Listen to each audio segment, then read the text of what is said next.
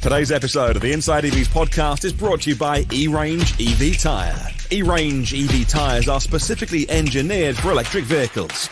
Using an advanced manufacturing process called liquid phase mixing, E-Range EV's EcoPoint 3 technology creates a tyre with lower rolling resistance and longer range, while offering low levels of wear and high grip. All this while staying affordable. Go to erangetires.com. That's ERANGE tires.com to find your EV's next set of tyres.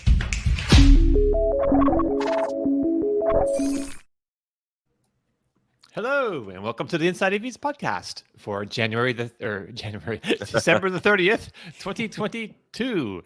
This is episode number 143. Happy New Year. On today's show, we'll be talking about all the vehicles that go on sale in 2023 in the US.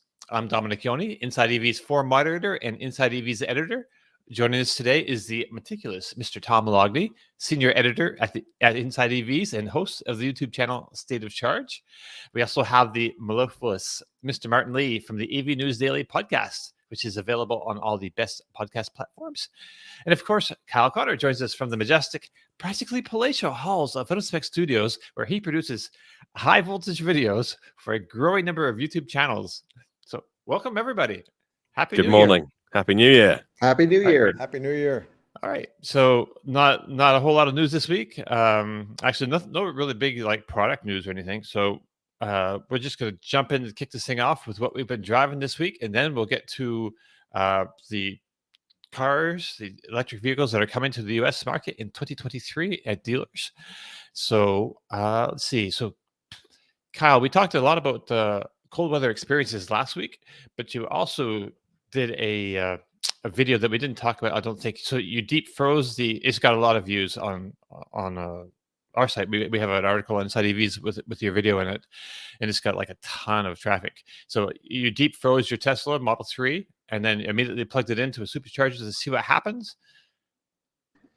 Well, I'll be looking for that check from Inside EVs one day to pay for your site traffic. Hey, well, yeah, deep froze the Model 3. I thought it'd be an interesting thing to see. I know it's been done before, but it seems like certainly, right around the time when there was this definitely an issue with the Model S that wasn't able to charge, that went viral because, same situation, cold battery plugged into a supercharger. I'm sure everyone has seen that, wasn't able to charge for hours.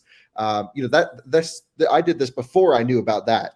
But basically left the Model 3 for a couple days, turned it into an ice cube right in front of the supercharger, not blocking any spots, but just across the parking lot, and jumped in it when it was negative 14 degrees Fahrenheit outside, drove it the few feet over to the supercharger, plugged it in just to see what would happen. And I think we all knew what was going to happen, which was it was going to run the front and rear motor in waste heat state, create 7 kilowatts of heat, and then, warm up the battery pack to the point as to where it would start charging.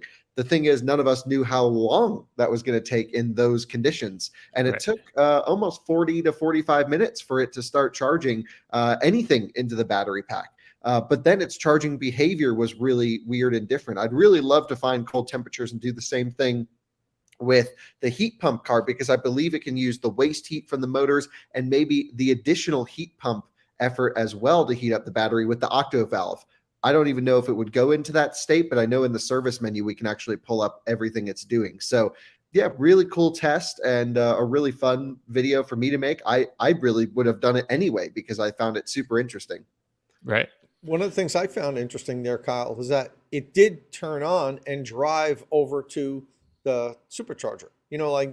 Some people are concerned about if you deep freeze a vehicle like that, and what was it, like negative 30 Fahrenheit or something? What was it? Yeah, so this was before we got super duper cold, down to minus 21 Fahrenheit was the lowest. It was minus 14, but still chilly. Yeah. Minus 25 Celsius, I believe. You just cold soaked it, for days in this ultra cold temperature, and it did turn on. It wasn't like it was, quote unquote, a brick. You were able to drive it. So that was one positive thing that came out of it. Well, yeah, and then I have another video where the cold actually turned my Leaf into a brick, which is still a brick. So some cars handle it better than others, let's just say. Will it unbrick, you think? Actually don't know, because I went to go unbrick it yesterday. We put 12-volt charge in the battery. It showed a couple bars, like it had 14 miles of range. And then, after about a minute, it was like, oh, actually, there's nothing, and it won't turn on. Yeah, well, I mean, first gen EV technology, no real thermal management system. That's not. It does have a heater, though. Yeah, it does have a heater. But anyway, no, I think the 12-volt actually is just a little bit too weak.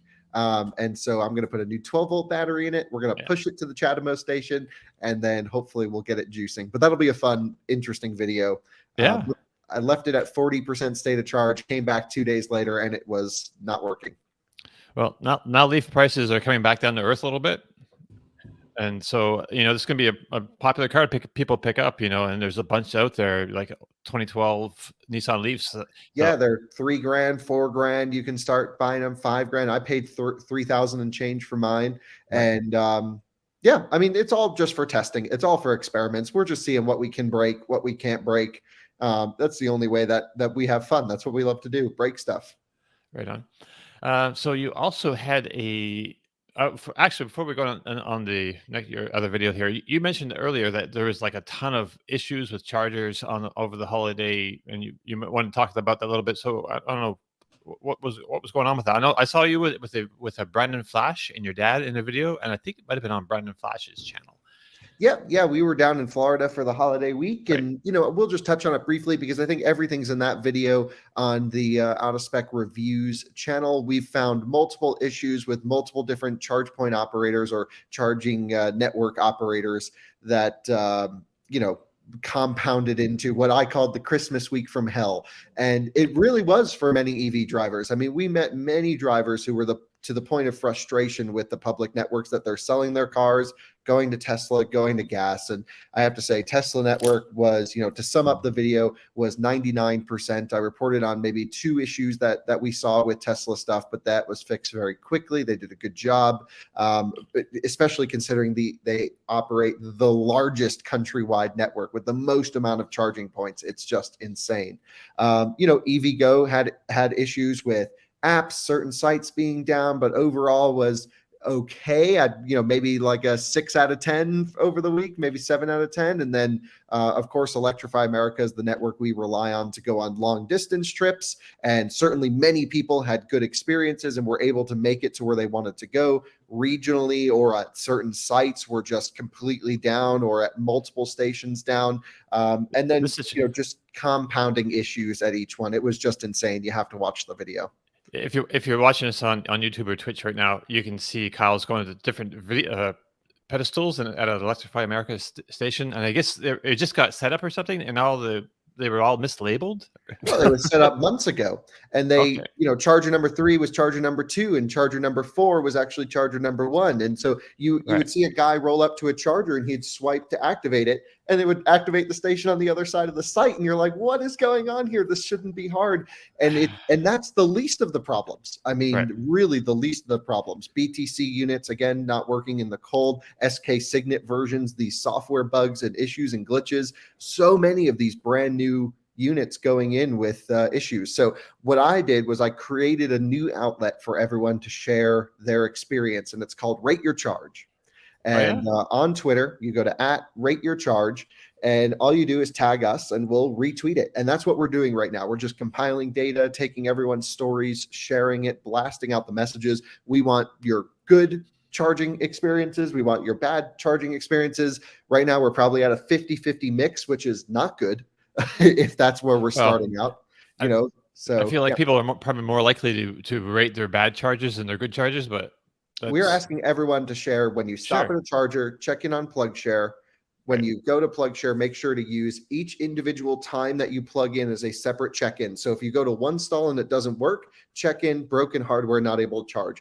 You move to another stall, check in, broken hardware, not able to charge. Third one works, good. Log that as a green check-in. It's the only way to hammer the scores, the only way to wake up the network operators, and the only way to tell drivers what to expect when they get to the charging station next. So always use PlugShare, and then film a little video of your experience, 1 minute, 2 minutes, some photos if you don't like being on video, and tag Rate Your Charge. In just a day, we're at 1,700 followers in 24 hours. And so, I think this could really be a thing that we want to, really the whole idea here is to document the state of public charging and to keep charge network operators accountable, especially as we go into NEVI funding when they're doing reporting uptime and things like this. We really want to make sure that drivers are getting the charges they need. Do you have a site or a spiel somewhere where people can see about the rate my charge?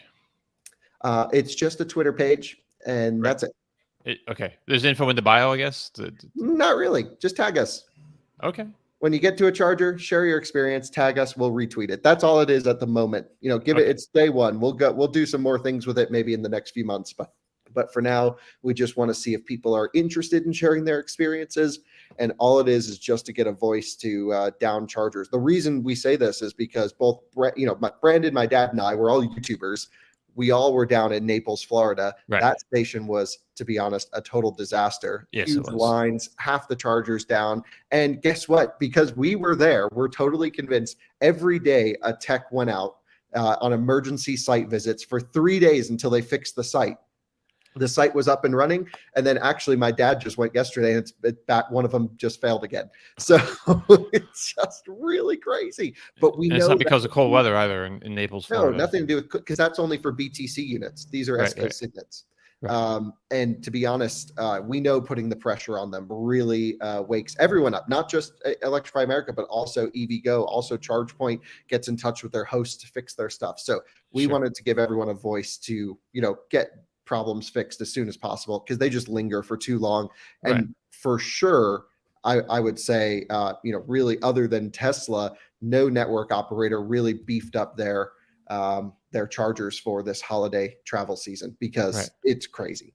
Right. I mean, it's not Southwest crazy, but it's Southwest Airlines crazy, but it's not great. So putting that aside, you also visited a charging station this week that was kind of interesting, and you made a little video about it. It's like how many? So basically, it's a DC fast charger, has 180 kilowatt hours of battery storage on site. So, and I think you said it had a 50 kilowatt utility connection or something. So I don't know. Want to tell us just a little bit about that? Yeah, I don't know what its utility connection was. You can go anywhere between 10 and 30 is what it accepts. So that's the input power, and it's called a Joule Charger.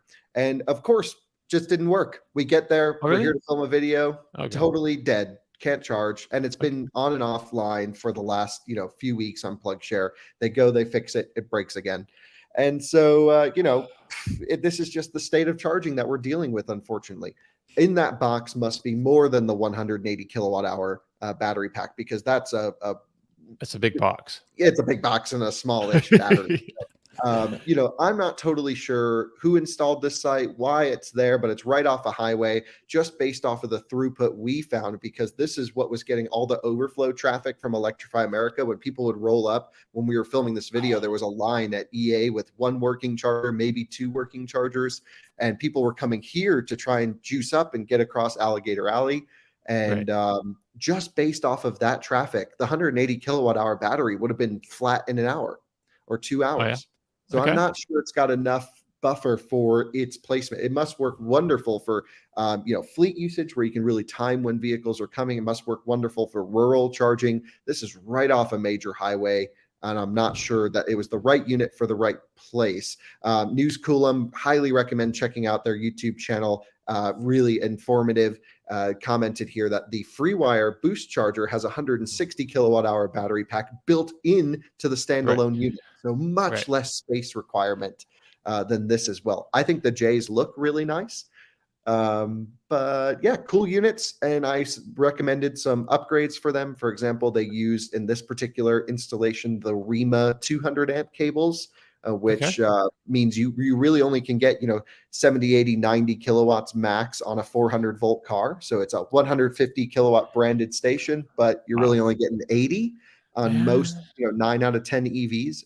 And for that to be NEVI compliant as a 150 kilowatt charger should be totally illegal. I think that's another major issue. No. You have to be able to put out what your label, And you can if you have a Lucid Air at really high voltage.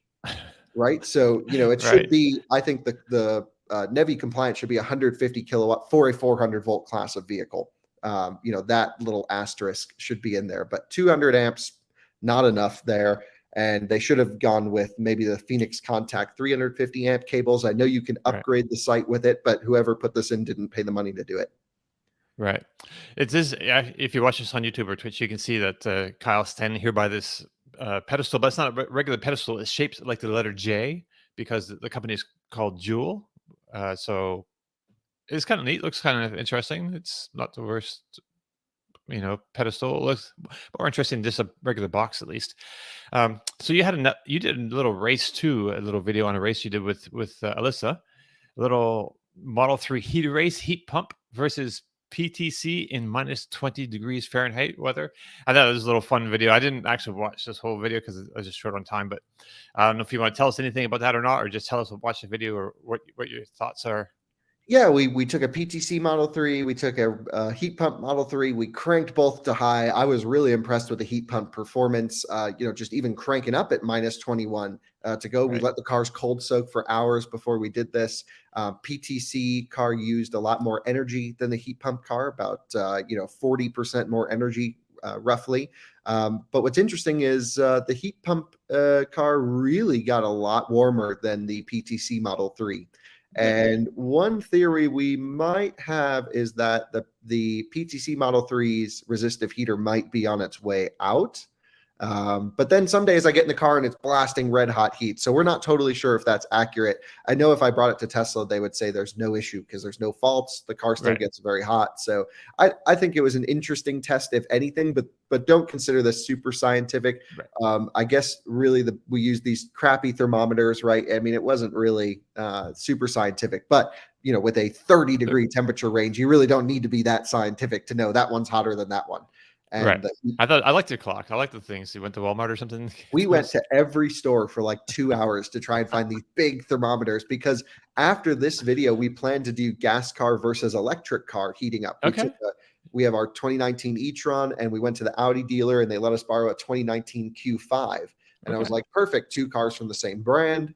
Let's do this. And unfortunately, we couldn't do it actually because our e-tron broke because it froze. You would think it would be designed for cold temperatures, but it froze and fell down. The air suspension malfunctioned. All the warnings came up. Skitron. Yeah, but as soon as we put it in the garage, it thawed out, came back to life. We're still going to have it warranted. And the dealer that should not happen. The issue. We think the valve block failed or froze in the suspension when it went to dump air pressure. It just couldn't close and fell down. Right. But yeah, I mean, so that stopped that video. We'll get other cold days and we'll do it then. Alrighty. So Tom, you had an interesting Christmas day, and you recorded it for all of us, and it's a great video. I recommend it. I enjoyed watching it. So I don't know. You went to visit some in-laws or something in Vermont, as you want to do. Actually, last year I was looking at our show from last year, actually, and last year you were pretty sick. You were just recovered from all that, and so it's great to have you all here. By the way, just. I'm glad everyone's feeling good, but this was a great video. Want to tell us a little bit about it? Yeah, sure. So again, talking about last year, I got COVID I tested positive on Christmas Eve, and I was at my in-laws' house. So that quickly ended Christmas, and we had to just pack up and drive home. We typically go up to my in-laws live in Vermont for Christmas.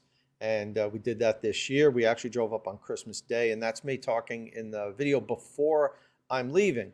And this was actually, the funny thing is a lot of times I give Kyle props for giving me ideas. And if you remember last week's show, I was like, yeah, I'm going up to Vermont, with the lightning, maybe I'll make a video. And Kyle's like, of course you're going to make a video, don't miss that up. So I said, you know what, that's what I'll do.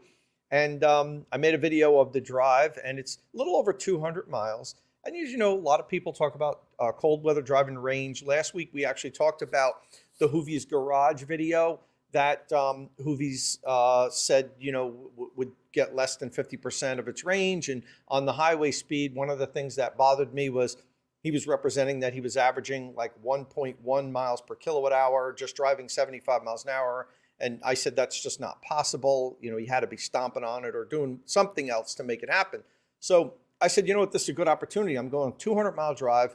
That's going to push the range of an extended range Lightning in cold weather. Mm-hmm. So that's what I did. I recorded it and headed out and drove 70 miles an hour. and just about the whole way. There were a few periods where I had to go down about 65 because there was traffic. But I had the Blue Cruise, hands-free Blue Cruise, which worked awesome on the whole way.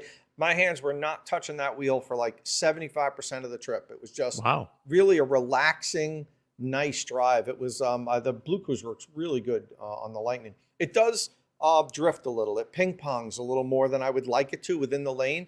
And there was winds coming from the west. Every now and then we would have gusts, and it was pushing the vehicle to the point where it almost departed the lane, but it would correct and then kind of like this on the highway because it's a big, heavy boat, you know. So, you know, it wasn't rock steady, but I kept an eye on that. I think it got Meredith a little more nervous than me. But in any event, so we drove from northern New Jersey up to southern Vermont. It's a little over 200 miles. At the end, there's about 1,000-foot climb. The last 25, 30 miles getting up to their house, they live on the side of a mountain. So that concerned me. I knew I had to average 1.6 miles per kilowatt hour on the whole trip to make it. You know, you do the math, that comes out to like 215 miles or something. And I was going a little bit more than 200 miles. And I probably have some degradation on my Lightning. I have 7,000 miles. I've DC fast charged the hell out of it so far because I've been doing all these recordings and everything. So, you know, out of the 131, maybe I have 129, I don't know, somewhere there. So I'm just over 200 miles if I average 1.6 miles per kilowatt hour. So we did the drive and I made it. And we averaged 1.7 miles per kilowatt hour, driving 70 miles an hour for 75% of the time. It was 17 degrees when I left. I preconditioned. I parked the car in the garage overnight. I didn't do a cold soak. I did, you know, I know that's what a lot of people do. And I know some people can't park in a garage. I didn't have the heat on in my garage though. It was just in my regular garage. So the garage was like 45 degrees or something, 40, 45 degrees overnight. That's the wind. And so I parked it in the garage. I set the charging so it would finish just about before I left. And I preconditioned. I do what you should do with an EV. I inflated the tires the day before because we were on this cold spell. So I had lost a couple pounds of pressure. I put them all at 42, the recommended tire pressure. I set the vehicle up to succeed, and it did. And it was 17 degrees when we left, and it was 17 degrees in Vermont when we arrived. During the trip, it got up to about 24 degrees midway, but then, you know, it was pretty cold. It wasn't negative 20 like Kyle has out in you know, the cold streak that just went there, but 17 degrees Fahrenheit is pretty cold. It's pretty chilly, yeah. Yeah, it was minus 9 Celsius about.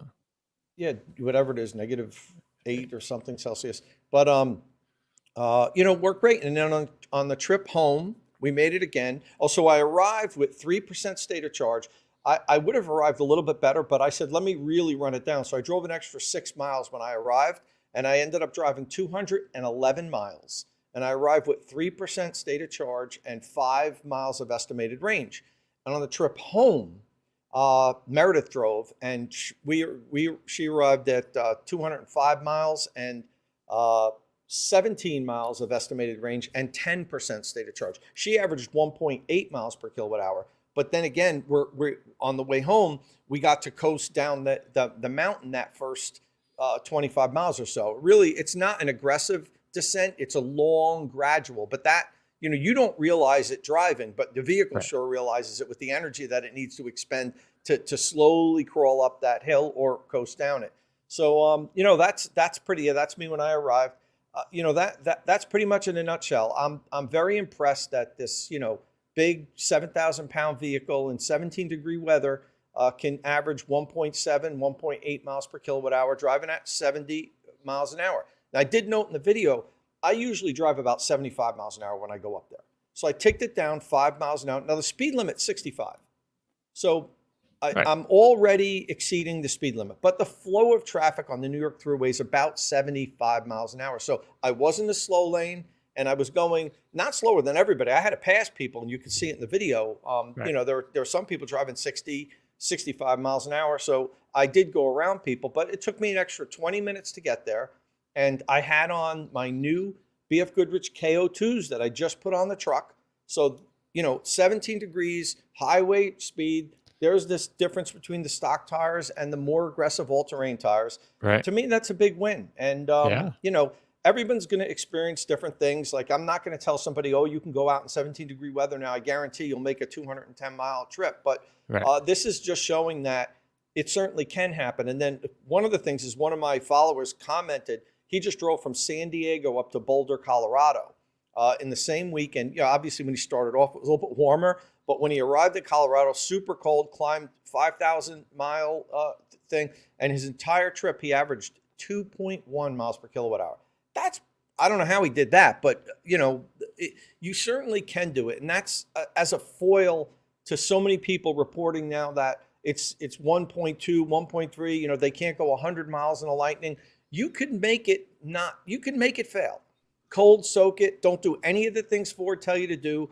Hop out on the highway, go 75 to 85 miles an hour, stomp on it. Don't use the brake coach to recoup as much energy as you can with regenerative. You could make the vehicle fail, but I think you can make it succeed if you just do some simple common sense things.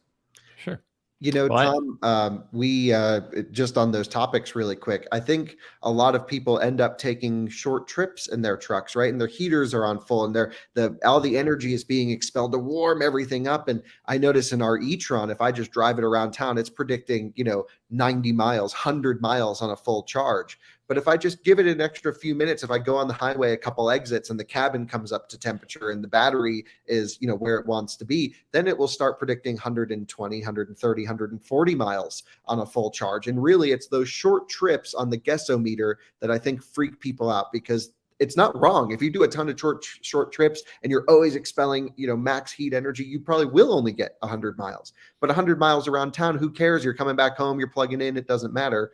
Once everything's up to temperature and you're on the highway, especially after on a long trip, especially after that first DC charge to really heat everything up, there's not that much effect in cold weather. I also want to say I'm really impressed, especially in your video, with the efficiency of the F-150 Lightning. I have my Rivian on all-terrain tires, or at least did. Now they're on snow tires. And I was getting pretty much the same efficiency that you were getting. Again, we're not running side by side, but roughly. And the Rivian is a much smaller truck than the F-150 Lightning. So, and we've noticed this every time we've put them head to head, every time we've done towing comparisons.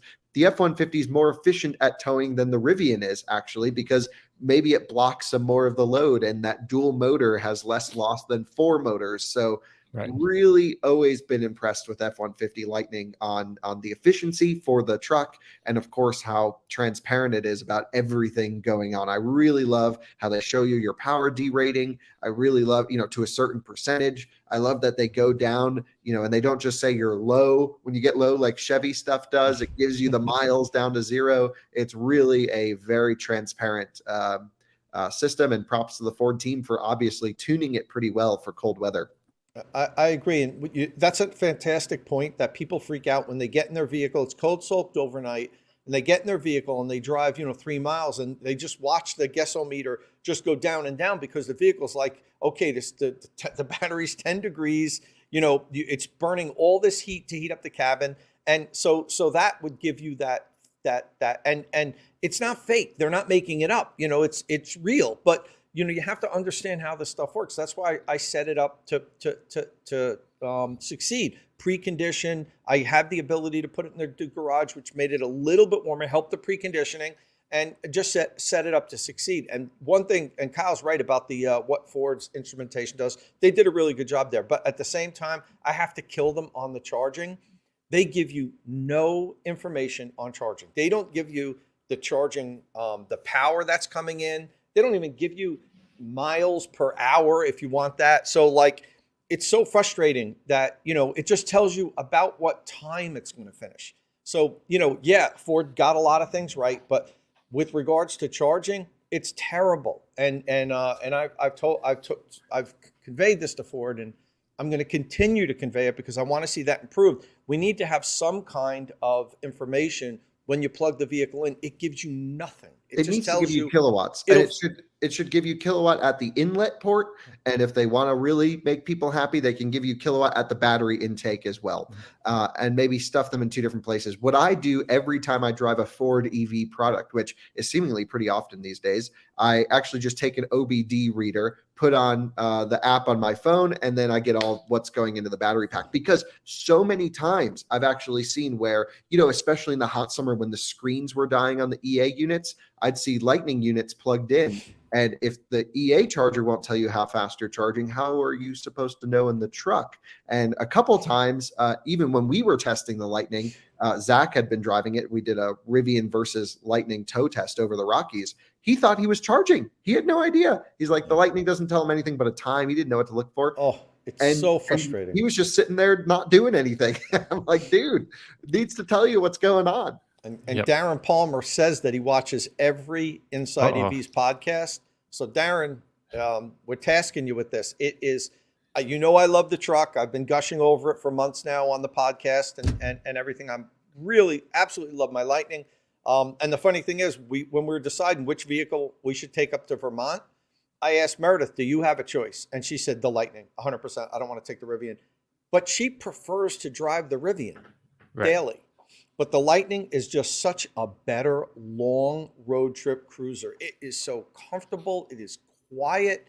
Even with these tires, the KO2s are a little bit louder, but I tell you, they just made a great job. But all that stuff, Darren, you've got to do a better job on the information we're provided with charging. Look, and Meredith made it into the first a state of charge video. Meredith cameo, she's never couple really cameos been in the videos. I figured I'd put her in there for a little bit at the end, a little bonus. But so the trip went great. I'm super impressed, and I think that's something for people to take a look at and understand. You have to prepare for success. And I know some people don't want to have to do that. They say, I don't want to have to think about this. I just want to get in my car and drive. I understand that. And you're right. If you cold soak it, you just get into it when it's cold and just go and speed be damned. And you haven't set your tire pressure because your life is busy and it's 4 pounds less than what it should be and all this stuff. You're not going to have a great result. And I get that. And I understand why that's going to make some people not like this transition. But, like everything else, you have to adjust. And we've said it before, just put as much information as possible on an advanced screen or an in-depth screen, or it hasn't got to be front and center. Like best example I can think of, I work at the bottom of the garden down here. We have the house and all the Wi-Fi devices. So I run my own server down here, and we have our own Wi-Fi network. I use a company called Ubiquiti, or the Unify network, which fellow nerds will know. So I have all of those. So in our rooms, we have the little domes on the ceiling, and then I've got the recorder out here that records all the cameras around the house as well.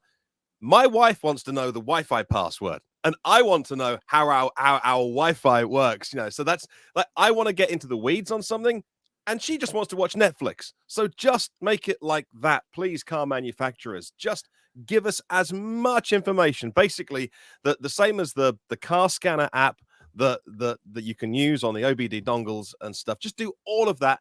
Put it in a screen buried deep in the menus. But people will find it and get interested in learning how to use their EVs better as well. So there are ways to do this. Yes. So right on. Really quick. So Kyle was talking about comparing the Lightning to the Rivian. I'm going to do that really soon. I'm waiting for it to get really cold here one day because it's warmed up now since Christmas. We're in like the 30s, maybe even the low 40s now. And that's not cold enough. When I get the next really cold spell here, Kyle, I'm going to put the Rivian and the Lightning in the garage overnight. Again, I'm not going to cold soak them. I'm going to set preconditioning because I'm going to do things right. If other people want to do videos, like I love your videos, cold soaking them and killing them, but I'm going to put them both in the garage. I'm going to set preconditioning. I'm going to get one of my friends, maybe Pete. Pete, he's actually in the comments now here, yes, to come over early in the morning, and we're going to side by side take off from the garage and drive them both until they won't go any further. And hopefully the Rivian dies first, so I can use the Lightning to charge it. Well, just to get it to it. Is there a minimum battery percentage where Pro Power Onboard doesn't work? Yeah, I have to look. There is. No, you can set it. You can set it down. I think you can go all the way to 0. I think you can. Nice. Yeah, you can. I asked for it that once. I said, can you just let it run? They're like, if you want to. So yeah. But in any event, we'll see. And it's not going to be a dedicated 70-mile-an-hour trip where we go right out and drive. We're going to go on the highway and drive 70 miles an hour most of the time. But it's because this is a one versus the other. As long as we're doing the same thing, it doesn't matter. So we'll leave from my driveway, get onto the highway, drive. We'll probably drive into Pennsylvania, just side by side. He'll go before me. I'll go before him. We'll take turns, and we'll see how it goes. And now that because I asked Rivian if they would loan me road tires because I wanted it to be the best tire against the Lightning best tire, but they wouldn't.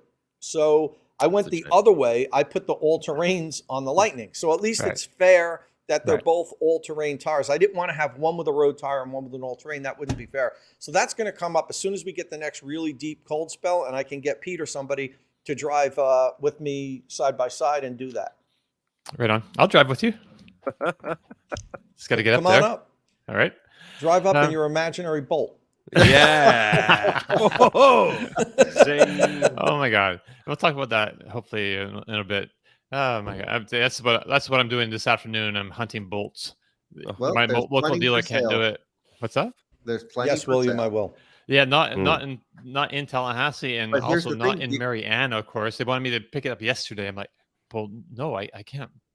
I'm not buying it before January and missing out $3,700 like it. And you're selling this for a customer who's going to find out that he's out $3,750 and he's not going to be happy. Dominic, you the country is your market. Right. I mean, well, some of them charge like and I have a bunch like they charge shipping just to avoid the shipping charges and all that. I'd like to keep it within 200 miles of home, and I think that includes Tampa and Clearwater, and there's a bunch of places. I got emails and people calling or texting me all. My God, trying it's crazy. To sell you bolts. I know. I feel like a goldfish in a shark tank. But yeah, hopefully we can find one though, because I'm ready to go. Here I am. And I thought I had found one yesterday, and then they're like, people are coming in to pick it up tomorrow. You have to take it today if you want it. And I'm like, well, that's not going to work for me. The end of the year. Also, next year, don't they get $7,500 tax credit? Well, yeah, that's it. Yeah, $7,500 right after, like next week. If you can get it on January 1 before GM issues all the pricing updates that I'm sure they're going to have, then get in there. Right. I don't think I can't do that, but and here in New Jersey, get an extra $4,000 cash on the hood. Sorry. Yeah. Yeah, so you should have Tom buy it, and then he can sell it to you. It's got to be registered here, and I mean, they make it so you can't flip it like that. Like you can drive on Jersey plates for a year, Dominic. I probably could actually. I don't know. After seeing the big scratch on the side of your car, I don't want Dominic on my insurance policy. Okay.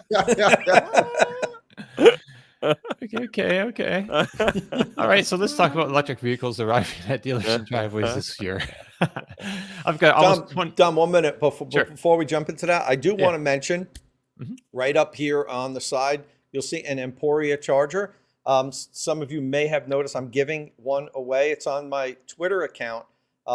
If you retweet the posts that I have posted about giving away an Emporia 48 amp smart charger, you enter into getting one. I'm going to pick the winner on January 1st, which is just a couple days from now. And this is just the first of many. I'm going to try to do, or I'm probably going to do, depending on how many I line up. I've already lined up a few other manufacturers. I think I'm going to give away every month a level 2 home charger in this year. So you got to follow me on Twitter. You have to subscribe to State of Charge, and then you have to retweet my tweets on this to be eligible. And my goal is to do this every month. Don't hold me to it because depending on how busy I am and how crazy things get. But I'm going to be giving away multiple chargers this year. So if you want a free charger, follow me on Twitter and follow the instructions there. So you still have a couple days to enter into this one. Just retweet those tweets, and then the winner will be picked on New Year's Day.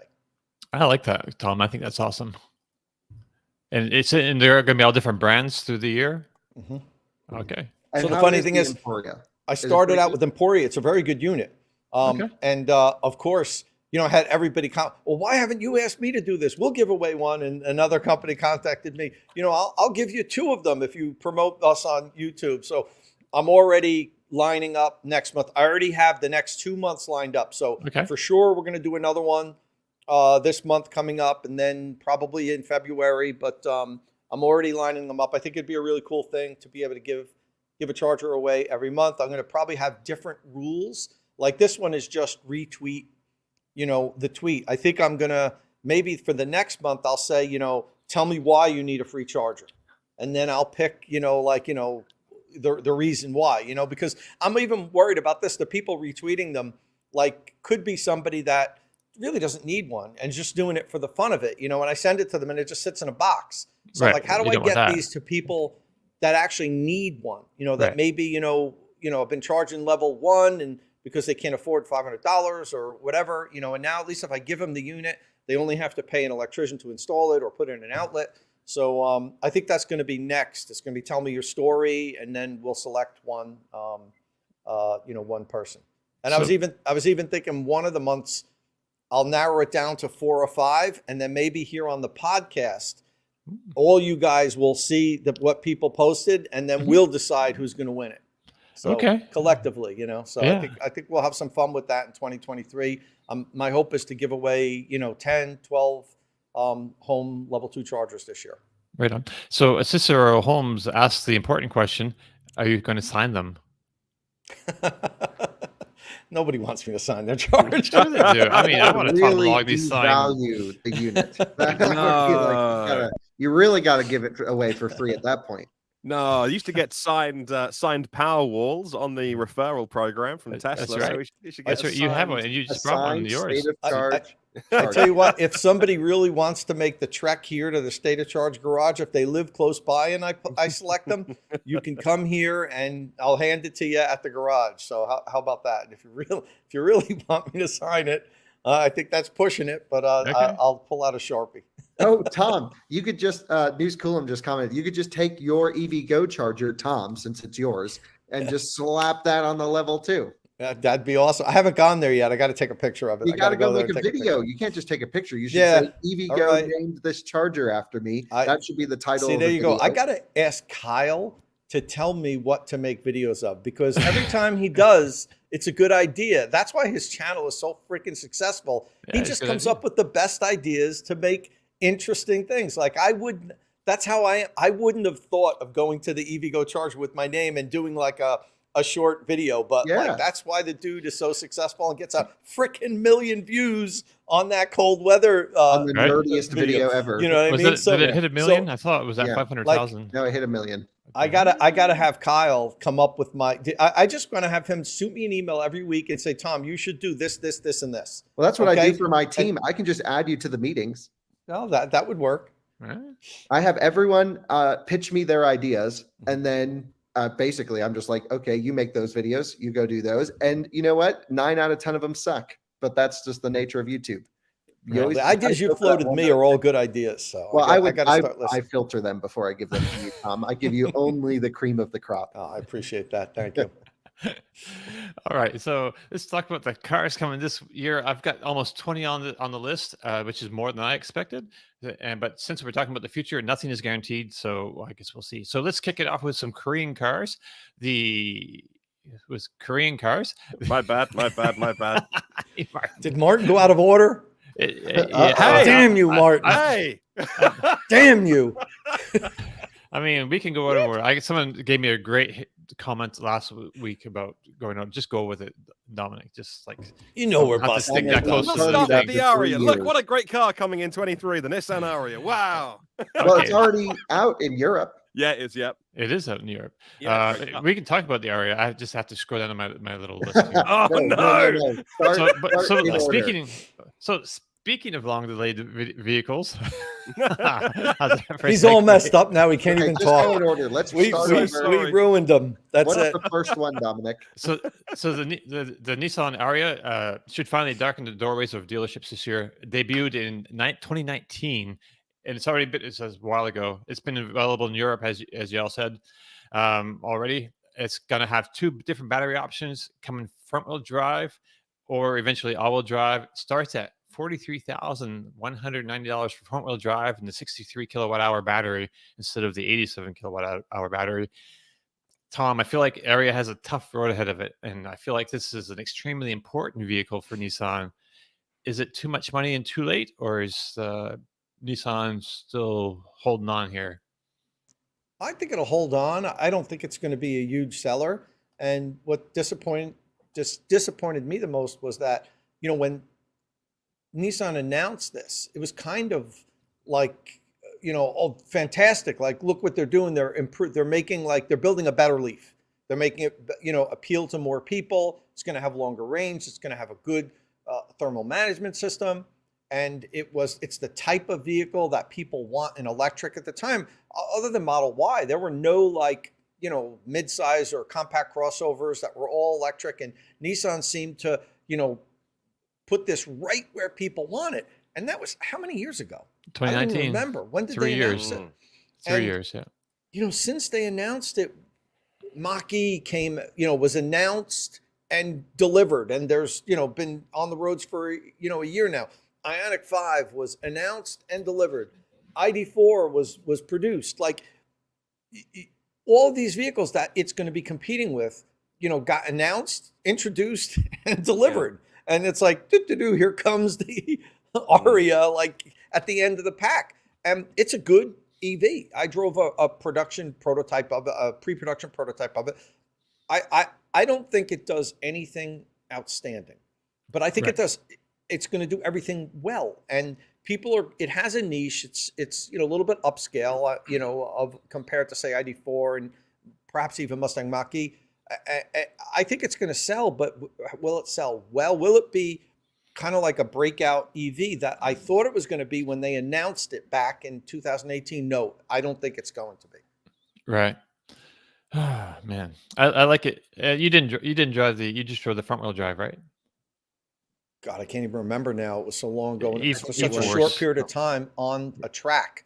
Right. I don't even remember which version it was. So I'm really looking forward to the EForce, just driving to see what that's like, because that's what I mean. I drove the EForce thing when it was still under development in the Leaf body. So I'm really curious to see how it's translated, because they need some differentiation besides, like, the styling, and I'm hoping, like, their all-wheel drive system, is just super competent, super capable, and well, here's what Nissan should have done. One of two different directions. The first is speed up time to market, and everyone driving an ID4 would be driving an Ariya right now, or at least a large percentage. They really missed the boat on timing here, because it was just as the networks were putting in chargers. It was ID4 was right there to really fill the needs of the masses. Their ad campaign, ID for everyone, was awesome. And, Ariya could have taken that chunk right there. The other thing, if they're not first, they should at least be better. And in no metric is it really that much better. It does have a very sizable battery pack, though. I'm sure handling dynamics will be good based off of your review of the EForce and Tom's review on track. But why not put it under the Infiniti brand? It's already a very upmarket Nissan. It should have been Infiniti's Halo product to say, hey, we're here as a luxury or at least premium electric offering, electrifying the Infiniti brand here in the US. We've had specific Infiniti versions. It's not a global brand, but and right now it's just coming in. It's a little bit mushy, isn't it? I think that's probably what some of the car makers are scratching their heads, that Tesla's average selling price can be so high. I was just showing on screen for our YouTube and Twitch viewers the Renault Megane E-Tech Electric, which starts at £35,000 here and is based on the same platform. Smaller car, but it's based on the same. And that's exactly what I think Nissan should have done with this. This should be not a Nissan Leaf replacement, but a Nissan Leaf 1.5, a step and a half up, not a big step. And I'm sure it's really difficult for the competitors of some of the successful car makers. I mentioned Tesla, but look at Hyundai and Kia. 20, 30 years ago, those brands were garbage, and they were making garbage as well. But interesting stuff. But and now they're commanding £50,000 or £60,000 for their electric cars, but they're very good. The Ioniq 5, Kia EV6, they're very, very good cars, and people are doing the stretch. It said 4 years ago when we started guessing about pricing of the Ariya, it's such a big amount of money to have a Nissan badge on your driveway. They've got to make it really make it really good. And there's something weird about this car that is a bit of a blind spot for me with the Ariya, because it's no massively better or worse than its competitors out there, but it just seems like, oh man, you're asking that much money for a Nissan. Now again, as Kyle said, maybe you couldn't have badged it a Nissan and you would have commanded that premium, but it must be frustrating for them. It's going to be frustrating for the likes of Toyota as well, coming in, and people are going to go, I'm not paying 60 grand for that, and yet others can come in and command that in electric world. So it's impressive what their competitors have done, and I think it must be frustrating for Nissan as well to have idiots like us on a podcast be like, that's too expensive, but it genuinely is. It nudges me too far away into premium or semi-premium territory, that price tag.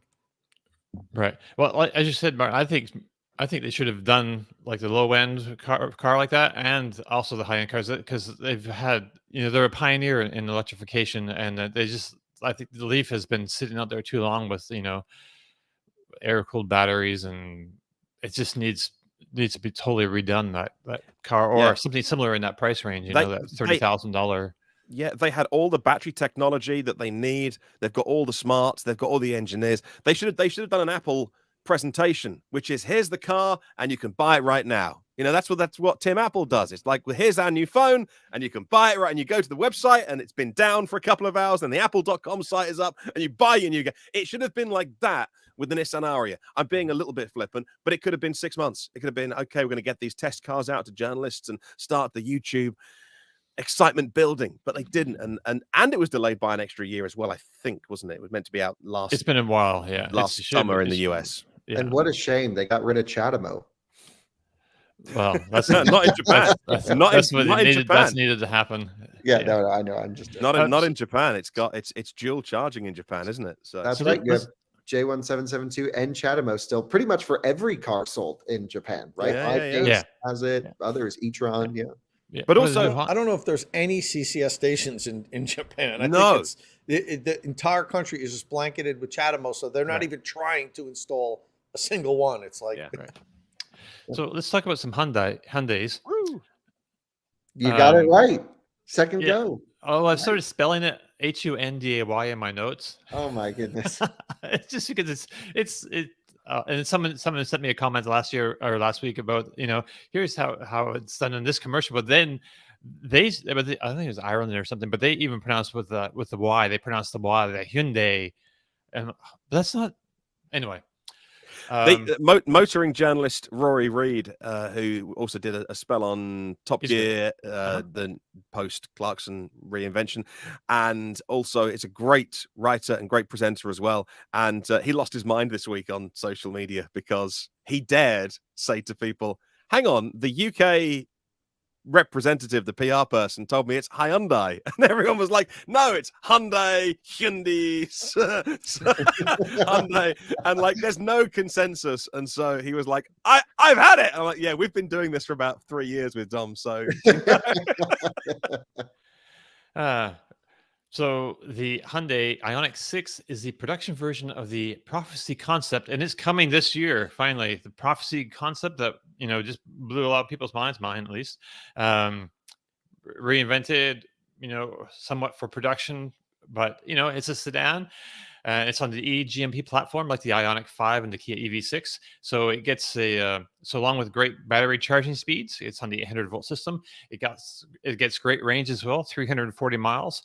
So and this is coming early in the new year. So I don't know if you've seen some of these already, haven't you, Kyle?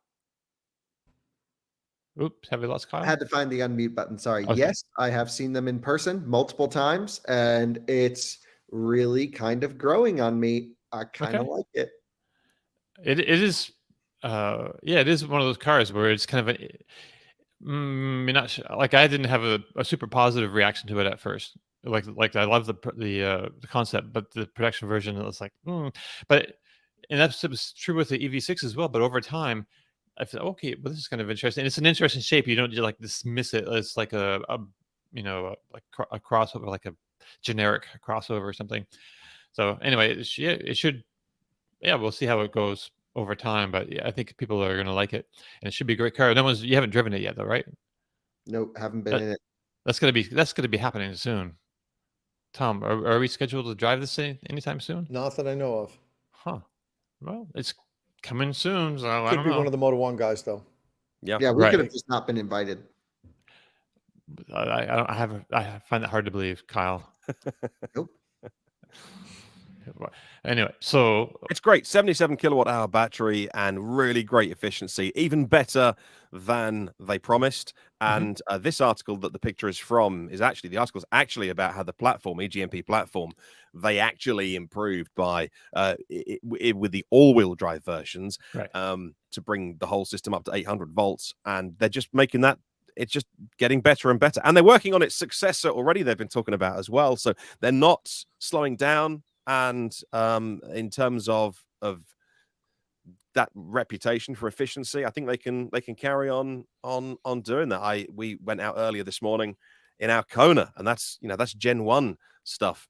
It was around town.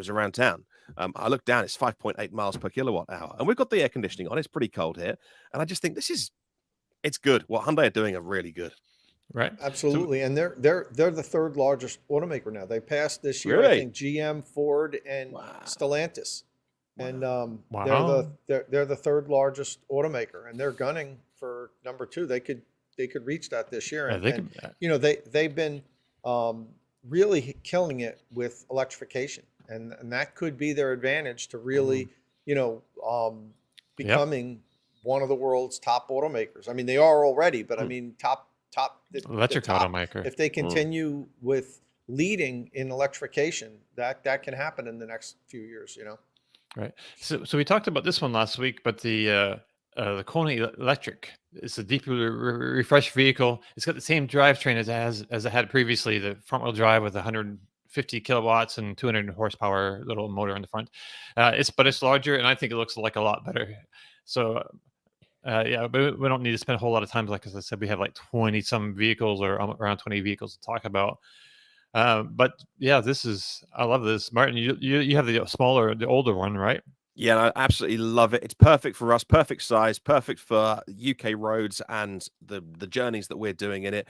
But I say the journeys that we're doing in it, and we've done some pretty decent long journeys that have just scraped home, pretty much like Tom did, with 10, 12 miles left. And because we charge at home overnight cheaply, I haven't needed to really DC fast charge the Kona since we got it a few weeks ago. And so really been enjoying that 300 miles. It's a bit less than 300 miles of range this time of year, Right. and all the toys that's loaded with it. And that's the great thing about the car. For 34 grand, which is what it cost me, it's 18 months old, but had done 6,000 miles. You absolutely cannot beat that. It's the ultimate spec and trim, and it's just got all the niceties and toys. It feels nice to be inside, and I can't think of a nicer car to be in to do these long journeys. I think the longest I did was sort of 260, 265 miles highway speeds, which this time of year is really, really good,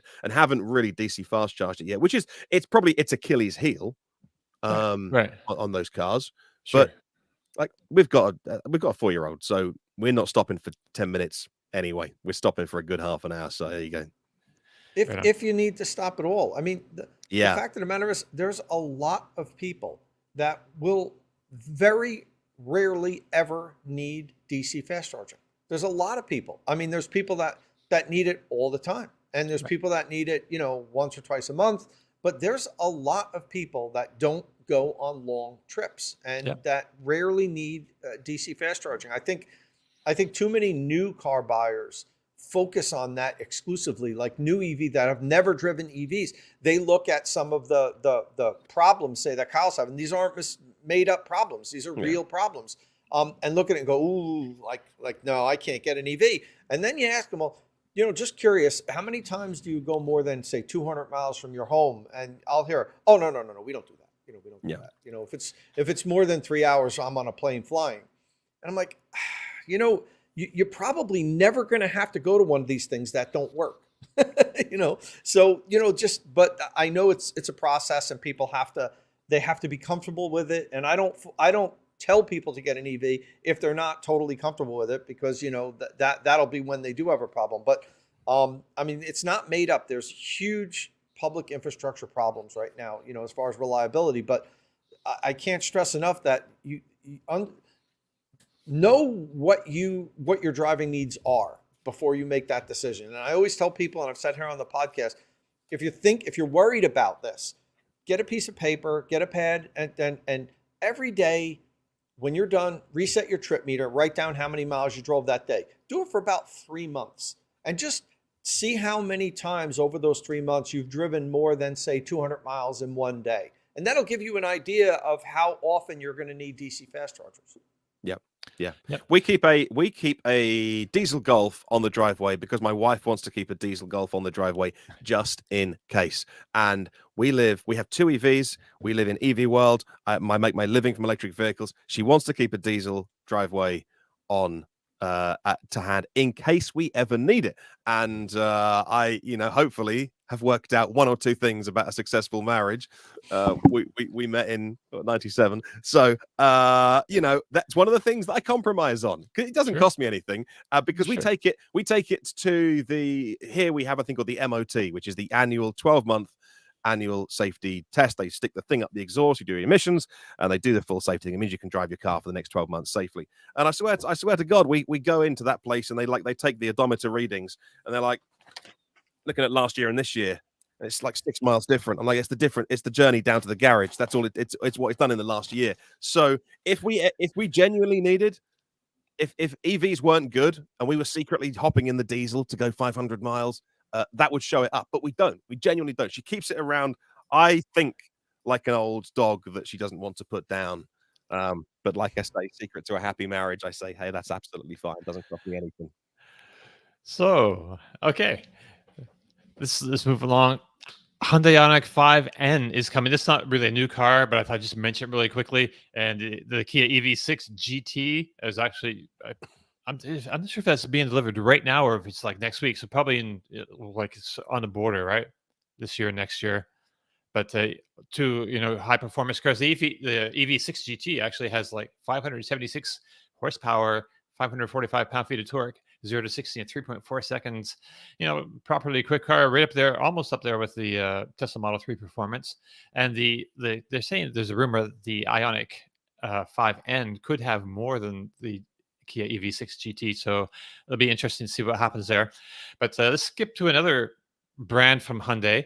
The Kia EV9 is also on the eGMP platform, but it's the largest electric from them so far. It's got the DC fast charging, of course, but it also has available 3 rows. So Tom, we haven't driven these yet, but I have a good feeling that it'll be super well received. How badly does this market need an affordable 3-row EV? So yeah, I think this is going to be one of the more important vehicles this year. There's going to be a lot of EVs, and the funny thing is, like in previous years, almost every new EV was an important EV because it was quote unquote moving the needle, as we didn't have a lot of EVs, but now we have a lot of them out here. So a lot of the vehicles we're talking about this year, in my opinion, are just like, oh yeah, that's great, and this is normal. We're just getting more and more EVs, but only a few of them will say help move a needle. And I think this is one of them, the family SUV that is quote unquote affordable, that has the 3rd row, that can seat 7. This is going to be the least expensive, real, full size SUV. I know the Model Y can have that, the rear, the 3rd seat, but 3rd row, but that's just not, practical. That's not really usable. This here is a legit SUV with 3rd row seating. That will be, 3/4 of the price to half the price of, say, a Rivian R1S. So this is one of those vehicles I think, if it's executed well, should do well in the marketplace and will open up electric drive for families that currently don't have an option. Right. And Kia's been killing it with their styling. So, people recognize that shape, that look. They can see the design. It's part of the same design family. Yeah, so I think people are going to be all about this thing when it comes out. Isn't this starting at around 50,000-ish, I think? That I don't have in front of me. I should have it, though, because... I thought that's what we were hearing, somewhere around 50,000. So, I mean, you look at what other, like, full-size SUVs are available with 3rd row seating that are all electric now. Think about the um, the We Rivian have it. R1S, the Mercedes, right? The EQS SUV. Yes. What else? The Model X. Yes. So where are they all come in pricing But wise? yeah, those are all expensive though. So this is like an affordable, more Yeah. affordable three row, and it's going to be like for 50,000. I think is what we have in our notes here. Yeah. So which still isn't cheap, but Right. it's half the price of some of its competition. Right. So I think that this fills a void, which is what I'd like to see. As opposed to Ariya that we talked about, that doesn't fill any void. There's Right. 5 EVs out there already that are in that same marketplace, but this is something that is bringing the market something that we currently don't have, and Right. that's what I like to see. Yeah. See, so onto the premium brand from Hyundai, the Genesis Electrified G70 should go on sale early in the year. It looks much like the internal combustion counterpart, but it will have limited availability and only be sold in 8 states. We don't have the price yet, but it will not be cheap. It could, though, be eligible for $3,750 in IRA rebates. So we haven't driven this yet. Have you driven the gas version, Kyle? Oh yeah, many times. Okay. My dad just saw the GV70 electrified. We've also made videos with this car, and he saw it towing. It was one of the Roush engineering mileage accumulation cars, and towing Okay. at EA. It was pretty cool. This car starts at £41,000 here in the UK, so very competitively priced. Oh, the electrified They're version? killing it. No, not the electrified version, but right, Genesis are right. killing it in Oh, terms yeah. of competitiveness over here. I'm noticing more in town recently, actually. I don't know what's going on with that, but I've just been noticing like more and more Genesis vehicles in Tallahassee. Well, they've really built a good brand awareness over the years. They're really building genuinely attractive products and Yes. really well driving and design stuff. I mean, they are killing it. Yes. I mean, if you look inside, it looks like properly posh, but it's not super. It's not like a Mercedes money, so it's a good value and decent luxury, right? It's pretty good. We're not totally sure how it will charge yet, though. It should be a good. It's got the same. It's 800 volt system Right, but as so does the G80, right? Right, yeah, right. Electrified, but that's different. That's worse than the Yeah. Ioniq Slightly 5 worse, yeah. EV6. Yeah, I don't know. I've never charge tested one. We're supposed we to get need- one here to review soon. Okay, that'd be cool. I'm so happy that on the UK site, at least for Genesis, they've stopped using the word electrified, and the banner now says electric. Now, Oh, thank God. well, I've been talking really? about this for so long, and it's not because we've been talking about it for so long. It's just such a silly word because Right. it's no one uses the word electrified. It doesn't mean it doesn't. I mean, it's probably technically correct, but Right. I mean, in my mind, It's it works for me. it's the electric version because you see Yeah. electrified, and you think it's a cop out. Sort of Plug-in hybrid, not even plug-in hybrid, just Okay. like self-charging hybrid Right. thing, word soup to make it sound better than it really is. No, it genuinely is all electric. Just call it electric. And at least the website has been redesigned, but it's not because of us. But I'd like to think it was. Been talking about it for so long. It's just nobody else out there in buyer land, listener and viewer land, car land uses the word electrified. So they were the only ones, and at least they've, I think, dropped some of the use. This like Genesis.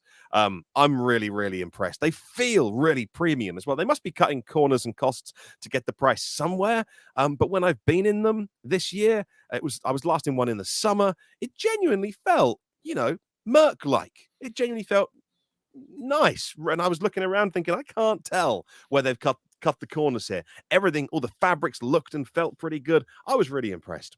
Switchwear felt solid. Yeah, everything, and especially the little crystal dome thing in the GD60 is that in, and it's just it's a nice touch, and car makers don't do enough of those kind of nice touches just for the sheer hell of doing a thing because they could do a thing. Genesis really, really good. They over here they are, I think, pushing the subscription. Maybe them I'm thinking of. I think they're pushing the monthly. Volvo certainly are pushing the monthly. Hyundai are doing it as well. So maybe Genesis are pushing the subscription models. They keep the vehicles in their fleet, but you can have them for 1 month, 3 months, 6 months, whatever. Right. So that was a bunch of vehicles from Hyundai Motor Company. They, have 3 different brands there. So a bunch of vehicles coming from them this year. So let's look at another large company with a few different brands, General Motors. So the Chevrolet Silverado EV is coming out this year. So Chevrolet has a few very notable vehicles beginning sales this year, and the Silverado EV could be one of the biggest vehicles of the year. To refresh your memory, it's built on the Ultium platform, of course, and offers 400 miles of range, which is kind of nuts, but also great because some electric trucks need a big battery if they're going to do things like tow any distances. So it's going to have tons of power. It's got a 4.5 second 0 to 60 time. Tom, how good does this truck have to be to convince you to trade in your Ford F-150 Lightning? So, yeah, I actually have, I was dumb and I didn't reserve one when it first became available, but Right. a good friend of mine did on my prompting. I said, if you really think you might want to get one, put in a reservation for it early. And he did not, he wasn't like first day, but he was pretty early. And he's now decided he's not going to get one. He's going to go in a different direction. So I told him, do not cancel that reservation. You're going to buy it, and then I'm going to buy it from you. So, I should be able to get a Silverado. I don't know how early, but we'll see. And this is now we're getting to the real bones of 2023. I talked just previously about moving the needle and about, every year there's going to be tons of new EVs, but there's only going to be a few of them that are going to, I say, move the needle. And I'm going to give the triple crown to GM, the Silverado EV, the Blazer, and the Equinox. I know, Dom, there are 3 different vehicles on your list. I'm going to put them all together. Yeah, sure. We're already at an hour We and can do 10 that. minutes. Yeah. And these 3 vehicles, in my opinion, are going to be huge for GM if they're executed properly. None of us have driven any of them, and they could be trash. But we've driven Lyric and Hummer, so we have some idea about the LTM systems. But but we haven't driven any of these new Chevrolet vehicles. I mean, the Silverado seems to be everything pretty much that the Lightning is, except a little better in a lot of categories. So, in the Lightning, I think, universally has been, raved. It's won, Car of the Year award, Truck of the Year awards, multiple places. I have one. I absolutely love it. I think Ford executed fantastically on it. GM executes this well. It's good. Like the Lightning, they won't be able to make enough of them. The same thing goes for the Blazer and for the Equinox. And, I'm so enthralled with the Equinox, that packaging and the price, that definitely, seriously considering getting one, and maybe not getting the Rivian R1S, instead getting the that as our second vehicle. Interesting. But I'm going to see how the year plays out. I love my Rivian. There's nothing, that's not a knock against Rivian or the Rivian R1S, but the Equinox package is perfect for me. We don't need a huge full-size SUV. We had a regular gas Equinox. I've talked about it on the podcast before in the past, a 2011 LTZ. I had it for 4 or 5 years, put 100,000 miles on it. Absolutely loved it. And if GM can execute that package well in electric, and it can deliver, say, close to 300 miles of range, that might be the next vehicle that we buy. So I'm really high on what GM's doing this year with all 3 vehicles. I think all 3 move the needle. I think all 3 put people in EVs that absolutely wouldn't have in the past. So this could be a huge year for electrification for GM. We've been beating up GM for a while, and rightfully so. They've been talking a good game that they're the leaders in electrification. And then next quarter, results come out and they sold 3 EVs that quarter. But this could be the year that they really, this is their breakout year, make or break, in my opinion. If these 3 vehicles aren't really good vehicles, really good EVs, GM's in trouble. Marty Walsh made a good comment there. This will be good fleet vehicles, and you'll see that they've got a lot of different trim levels, a lot of variants in the price, in the packaging of those 2 different things, the Chevrolet Blazer and the Equinox. The Blazer has like a high performance police package already, besides for fleets. But then I think the volume leader is probably going to be like the Equinox, because it's like 30 grand for the base model with a small battery and a front wheel drive. Still 250 miles of range, though, so it's like a better Bolt, or a bigger Bolt. Yeah. And only, I mean, yeah, about the same money really, because you put a couple of options on the Bolt and it's 30 grand. It doesn't take very long for the Bolt to get the 1LT, the low trim of the Bolt, to get up there. And that's considerably bigger than a Bolt. So, Yeah. I mean, Oh, yeah. this is a fantastic, with much better charging than a Bolt. So, Right. That's the weak part of the Bolt. I mean, and that's fixes that. if GM nails this here, if they do, I'll put it in these words. If GM does as good a job on the Equinox as I believe Ford did on the Lightning, then that vehicle there is going to be everywhere. You're going to see it like you see Model 3s. I really believe that. Is that just because you used to own an Equinox, or you just don't like the ID4? No, I just think that the package is perfect, and Okay. I like ID4. But Kyle, we're seeing ID4 everywhere. I do like I mean, ID4. go to Yeah. every Electrify America site I go to now. I mean, they're They're everywhere. full of And, them. I mean, Charging the full. that's because of the free charging package, Yeah, which is ridiculous. I mean, Yeah. but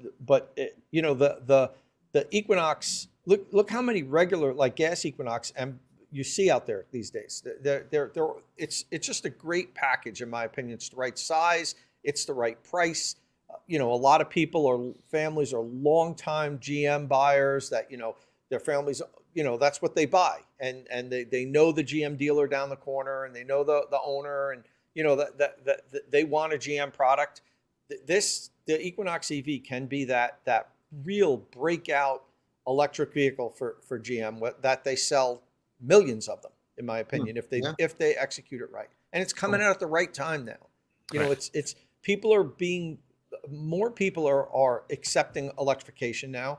And it's now's really the next 2 or 3 years, 2024, 2025, we're going to see an incredible acceptance of electric vehicles. Whereas Guys, go ahead. Because we don't have the vehicles over here, what's the software like in GM cars now?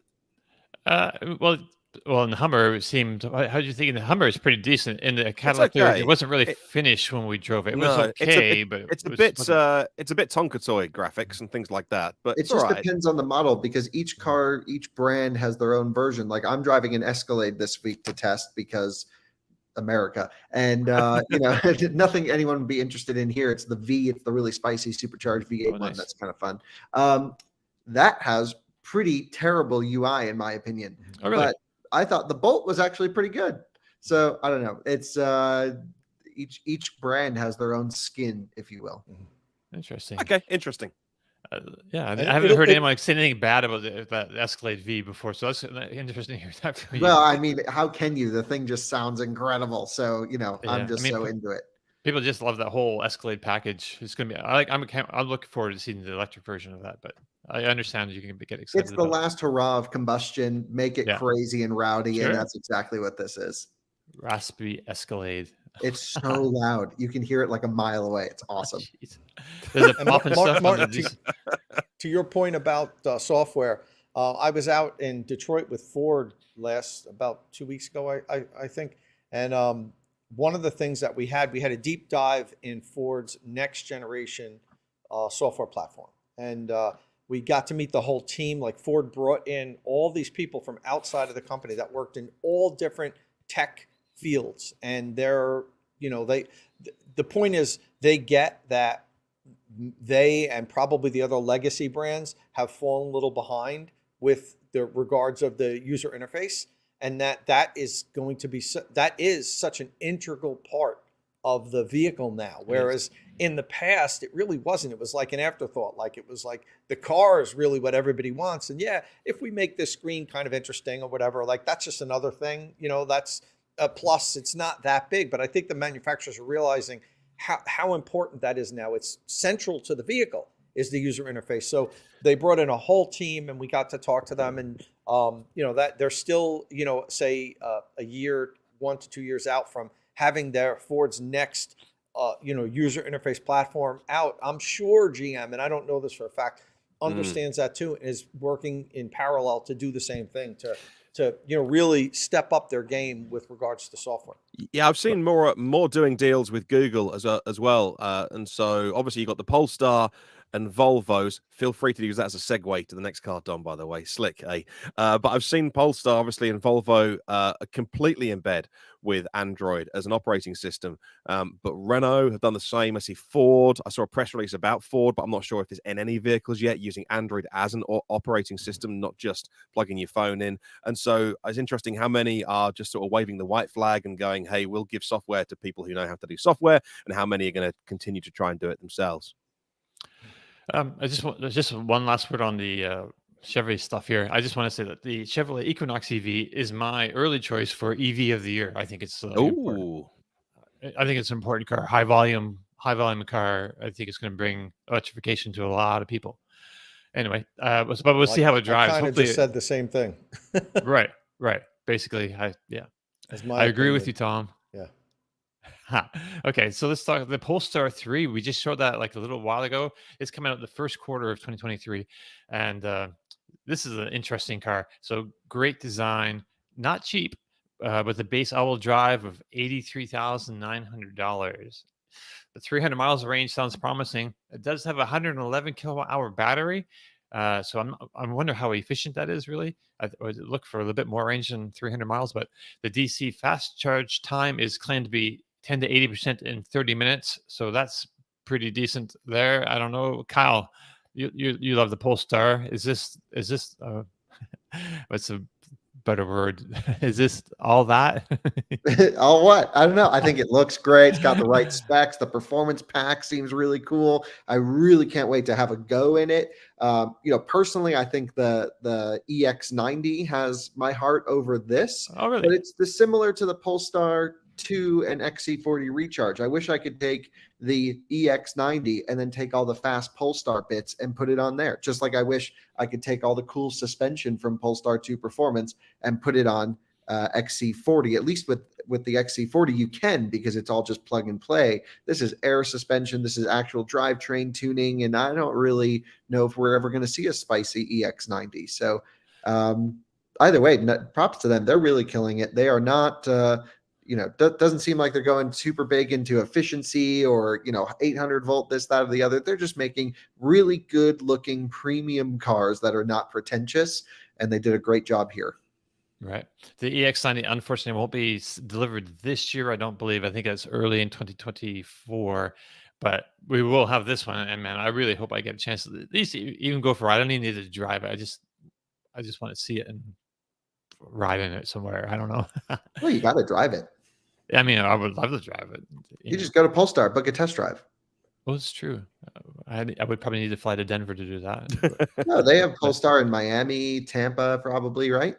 You just take a drive down. Yeah, probably Orlando, Tampa or Orlando. Yeah, Tampa. That's probably the closest place. Or Jacksonville. I don't know if Jacksonville has one. So let's talk about another. Last year on the thumbnail for this show, look ahead, I put the Tesla Cybertruck.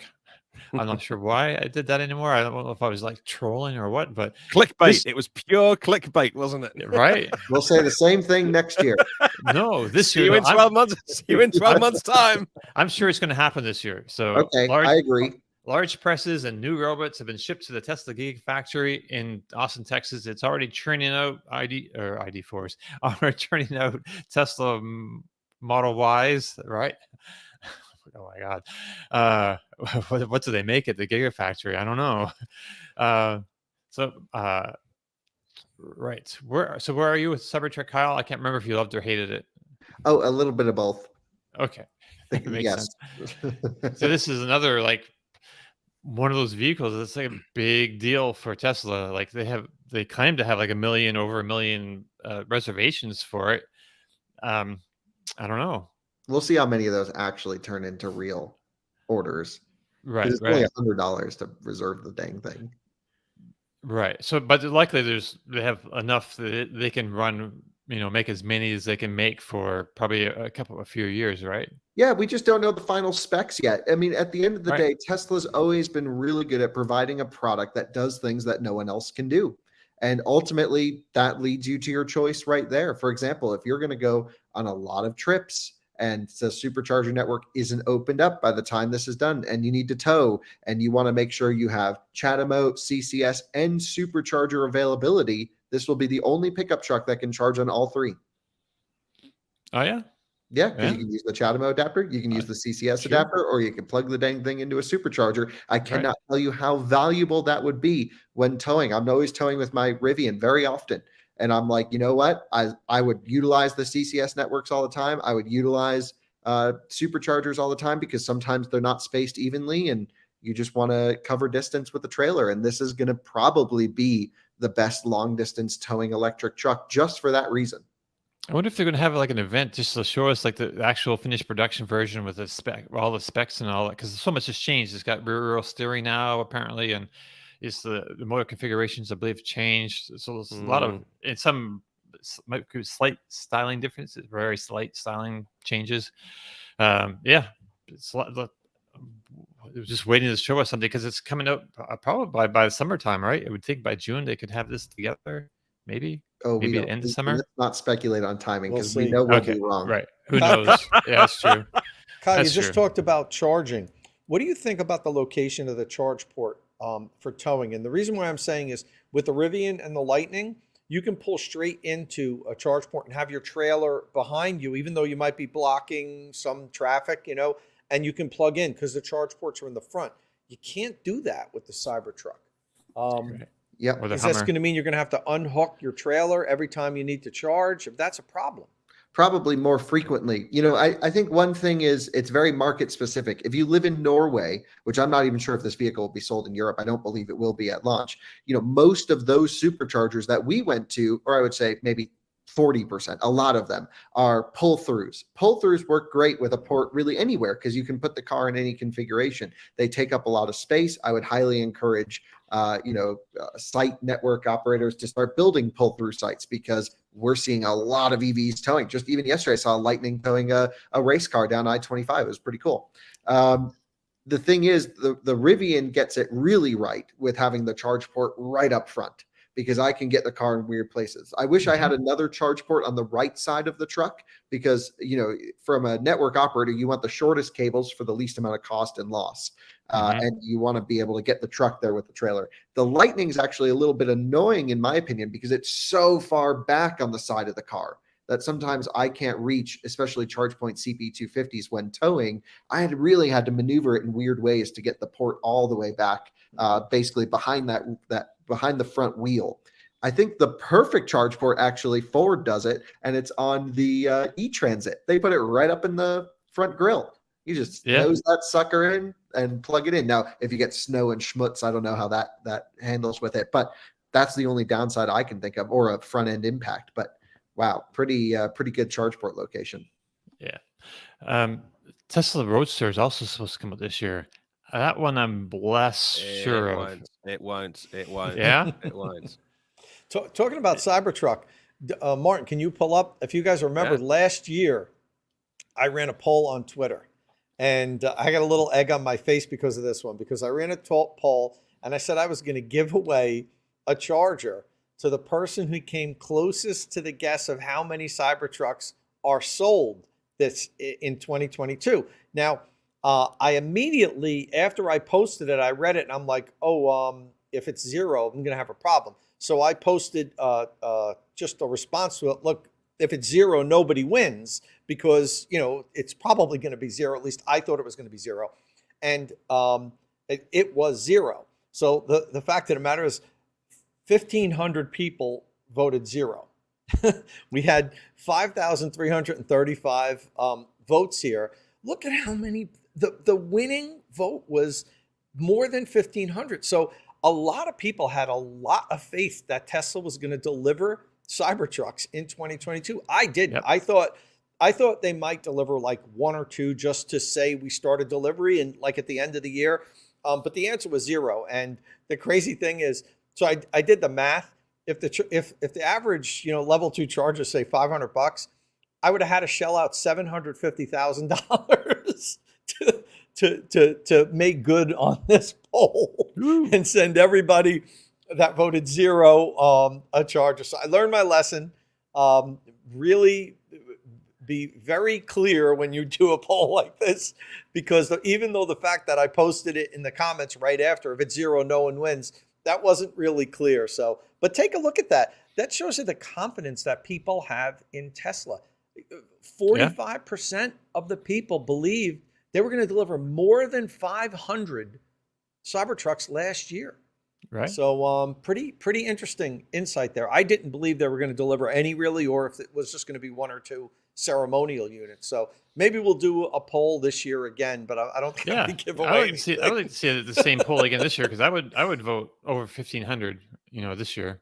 Yeah, well, maybe I will. Maybe I'll put it on. Actually, the funny thing is, look at the date up there, December 30th, 2021. I did it this day last year. Oh wow, look at that. There you go. Okay, well let's do the same poll again. Yeah, maybe I'll post that out this year. Yeah, I just want to mention also, just before we move on, I didn't mention this when we're talking about Chevrolet or GMC stuff, but the GMC Hummer SUV is coming out this spring as well. So that's going to be something else to look forward to.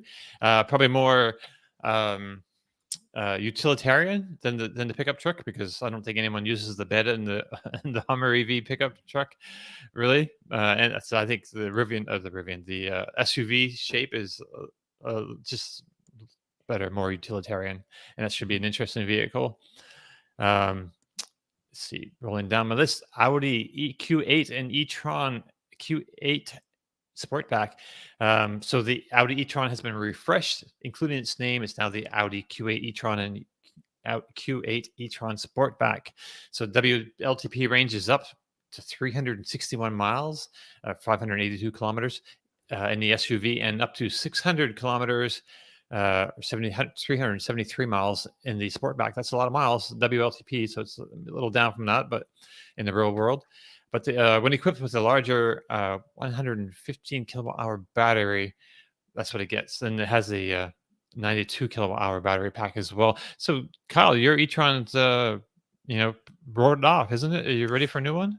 I think Kyle had to dash off after an hour and a half. He was on a really tight time. Is he? I'm scale with the show. We're running long already, but look, they've done all the right things with the e-tron that had to be fixed. I think really with maybe not battery size, because it had a big battery, but certainly some just updating of all the componentry and the efficiency in that vehicle. But the key is always to get it on charge and to see the real life differences, because it looks like it's not going to be night and day better, because they published the charge curve, I think, when they put this out, or at least talked extensively about it. It's not going to be night and day better than the current e-tron.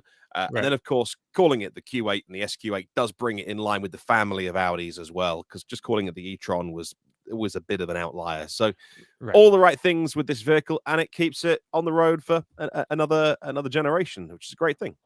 And right up to our time, I didn't realize we were quite that far. So let's mention a couple real quick. Lexus RZ 450e soon. I don't know what's going on with this car. It's like the Lexus version of the BZ4X, I guess, right? But it's it's got its own styling, so I think it looks better. But that's a low bar. No one's talking about this. Yeah, 200 miles of range, 150 kilowatt DC fast charging for a premium. Lexus is a premium vehicle. That doesn't cut it in 2023. Yeah, so it's going to be interesting to see what happens with that. I mean, that's Toyota, man. They're going to learn a lesson. So Mercedes EQ SUV, maybe around 76,000 or so. If you use a similar price difference between the EQS sedan and SUV. So this is the EQ E SUV. I think is going to be a strong contender in that luxury crossover space. I mean, that's when I'm super interested in seeing how people react. It's such a great interior experience. Now the exterior is decent looking. Tom, you have a couple thoughts real quick? Yeah, no, I think again, I love how this looks. I think it looks better than the EQS SUV even. I mean, I think to me, even the EQE looks better than the EQS. I think that's like the perfect size and probably even better than the EQB. I think the EQE sedan and SUVs nail it on looks. I think they look great, and I think this is going to be going to offer the 95% of the utility that the larger vehicle provides, and at a lower price point, I think it'll do well. I mean, in comparison with the EQS SUV, this is such a great value. I think Mhm. it's like only a little bit smaller, but a lot cheap. That's a big delta in the Yeah. price. Like, what's it? And for most people, that extra size isn't that extra, seating and everything isn't going to make that much of a difference. Right. For the I mean, people that need it, they need it. But for many families, they don't, and then this becomes such a better value. right. It's like $25,000 difference. I think is like, which is pretty huge. I think. Oh, so one other one. I mean, you should mention for sure is the Fisker Ocean. So it looks like it's actually going to happen again for Henrik Fisker as his company makes its first deliveries this year in the US. The Fisker Ocean is available for $37,499 for the base sport trim.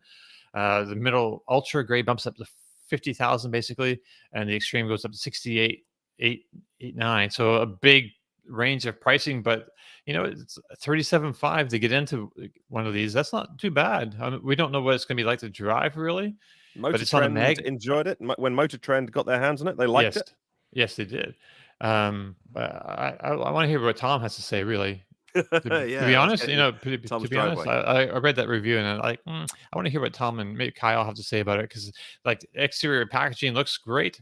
I'm skeptical how roomy it's going to be inside, but we'll see. So I saw one in person just last 2 months ago, I guess, when I went to the Wallbox factory tour in Texas. Right. They had one. They had a canoe there also, which was crazy for me that they had both of those vehicles on site. Yeah. At a EVSE manufacturing plant. You know what I mean? But I thought it was nice and roomy on the inside, Tom. It wasn't huge, but it had plenty of space. I thought it looked awesome. But we need to drive this. This is a brand new car company. Let's see, how it feels. I'm hoping the best for them. I think losing the federal tax credit is going to hurt them big time because they were factoring that in on their pricing. Right? I mean, they were, which I hate when manufacturers do that, but they were advertising it like post tax credit pricing, and let's. Magna needs to set up a manufacturing plant in North America, basically, if it wants to keep with that IRA money for the next bunch of years. It's just like to be competitive, unless they can work out some deal with Europe, man.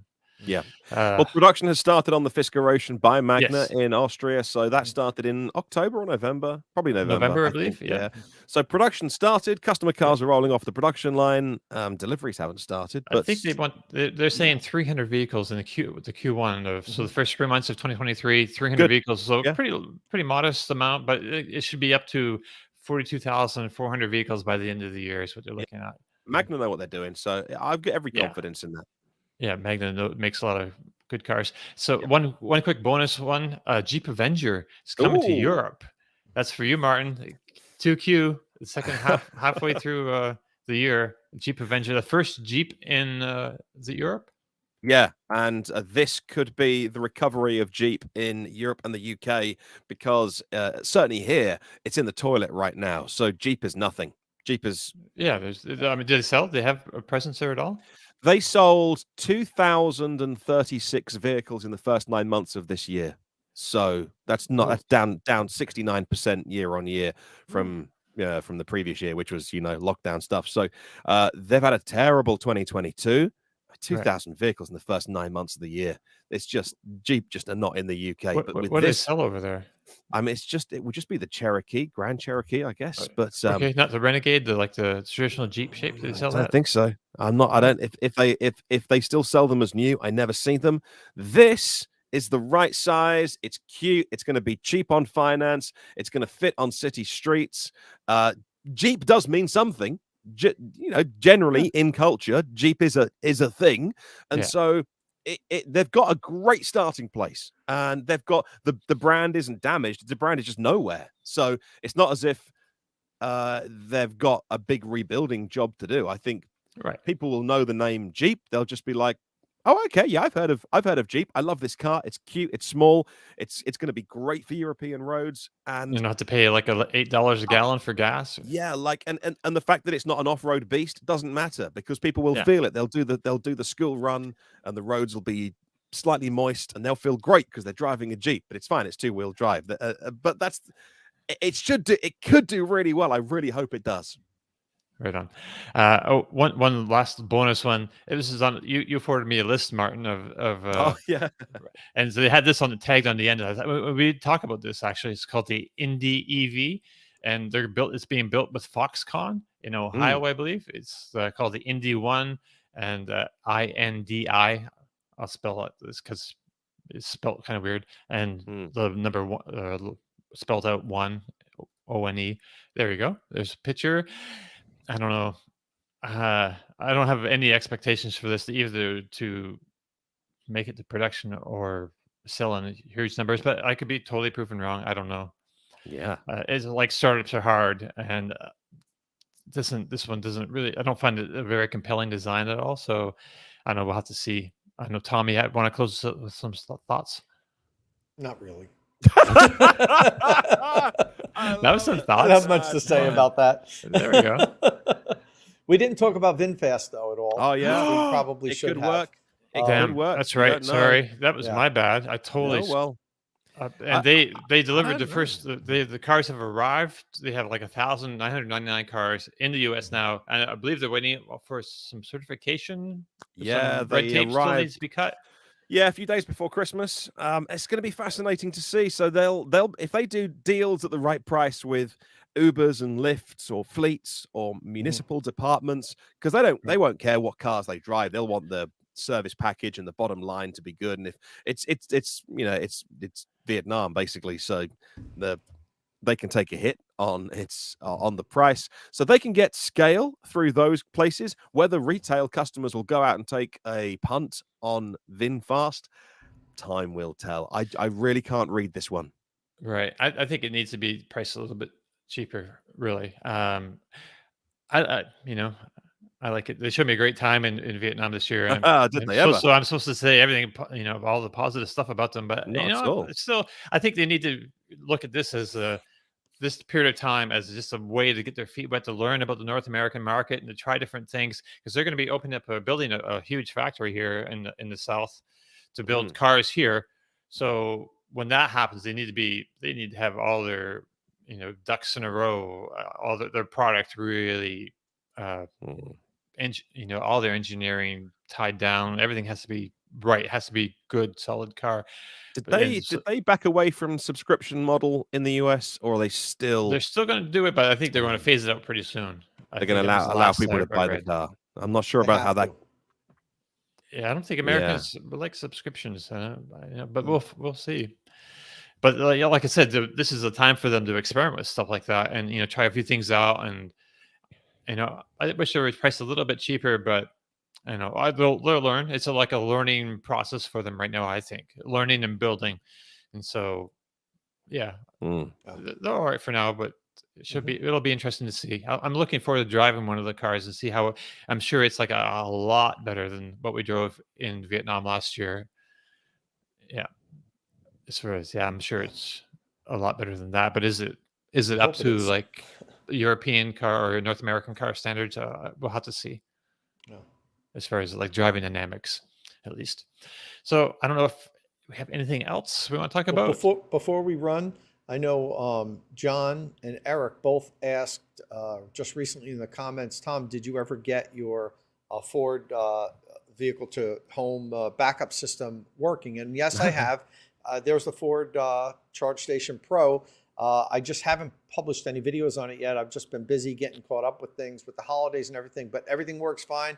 I installed it a couple of weeks ago. We tested it out, worked fine. Plugged the truck in, had the truck charging, did a simulated power outage, killed the main breaker. 20 seconds later or so, boom, started working. So everything does work on it. Works great. And I'll be putting out a video on that at some point, hopefully soon. I'm a one-man show here. I guess I need to maybe get some help at some point. Shooting, editing, doing all my stuff. I'm not out of spec studios with with Kyle and his team. So, but I'll be getting that up at some point soon. Works great, and it's I'm looking forward to. I was actually hoping to have a power outage because this time of year we get power outages here in New Jersey frequently when it's windy, high winds, snow, power lines go out. So I'm on the ready at home if that happens to shoot a video like right there, like, look, the power's out now. I'm going to plug in the lightning and then it's going to turn on. But I'll have to force it if that doesn't happen at some time soon.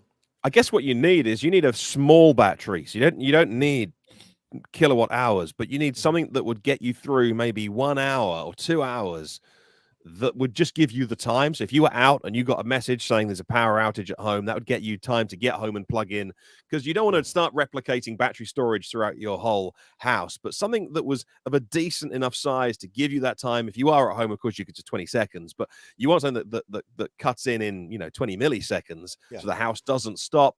And then that gives you that breathing room. I guess that's almost the ultimate solution when you've got a car with such a big battery. Yeah. So let me say before we put the video out, so I am not the perfect customer for Ford's intelligent backup power system. And that's because I have a whole home natural gas generator. I have one because we get frequent power outages here. So quite honestly, if I didn't do this with videos and so forth, I would not have gotten Ford's intelligent backup power. I would have installed Charge Station Pro because at an 80 amp charger with a big 131 kilowatt hour battery pack, that thing pumps electrons into my pack, charges the lightning so good. So the way I have it, and I'll go over this in the video, I have so much equipment downstairs, everything has to communicate with each other. The natural gas generator does power the majority of my house. So we have power when the power goes out instantly. And then I integrated the home integration system I carved out a sub panel that the Ford just powers these things that weren't powered before, because my whole home generator doesn't power the whole home. It powers most of the things. So, I'll explain that when I do the video. And what you would do if you didn't have the whole home generator like I have is put your critical loads on the Ford's intelligent backup power, the really important stuff, refrigerator, lights, like we have a well system, so the well pump, the heating, things that you want to make sure you have when the power outage. But most of those things are on my whole home generator. So if I'm not home with the truck, the refrigerator's still running, the lights are on, there's heat in the house, we have water. So, I just wanted to qualify that. I'm not the perfect customer for this. I really only purchased it and did this so I could make a video and explain to people how it works. Excellent. Right on. So I think that brings us to the end of our show. I want to thank everybody for watching us this year. I mean, it's been really great. We really appreciate you guys in the comments, always feeding us good questions, making good observations. We got like a great bunch of people that, comments here every week. It's like, it's really appreciate you I can't even speak it. You watch us, even though like this is like what you have to listen to. That's why we do it for you guys. Believe me, we're not getting paid much to do this. It's good fun. We love interacting with our audience. You guys are awesome. It's just, I feel like, you're part of the team with so many of these names we recognize that are here every week, that then comment on my YouTube channel, that follow Martin, that follow Dom on Inside EVs, follow Kyle on Out of Spec. So, Happy New Year. And you guys are awesome. You're why we keep doing this. Right on. So don't forget, you can find and follow our panelists on Twitter. You can follow Tom Mologney at Tomolog. That's with 2 M's. Martin Lee is at EV News Daily. Kyle Connor is at It's Kyle Connor. And I'm at Dominic on post.news. And Mastodon, if you want to look that up. Click subscribe and tap that bell icon for notification. Cicero Holmes mentioned that he wanted to hear a concert or something. So last year, I believe I did a little bit of a song. So because y'all see I've got these guitars and stuff in my background all year long. So I thought I'd play just something real quick. Awesome. This is not even actually finished. This is a song I'm working. I have a chorus basically, but we're playing a show, our first Firefly Rebellion show on the next Wednesday, 5 to 7, like a little happy hour show. We have an upright bass player and we work harmonies and stuff. So, but this is something I need to finish this month or next month, before January. So it's just a fun song. That's not how it goes. It goes. girlfriend's got a girlfriend, and that's alright with me. Whatever keeps her happy and constant ecstasy. I'll say hello to Sharon, goodbye to Chelsea. Girlfriend's got a girlfriend, and that's alright with me. Okay. You still there? We're still here. All right. That's a little country. Girlfriend's got a girlfriend.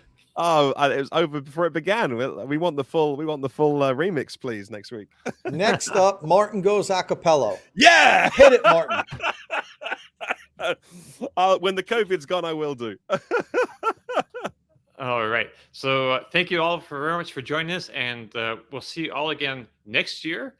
And hopefully we'll have some interesting shows for you lined up, and we'll try some different things and whatever. We'll have some great electric vehicle news and information for y'all. Right. We'll see you next time. Ciao.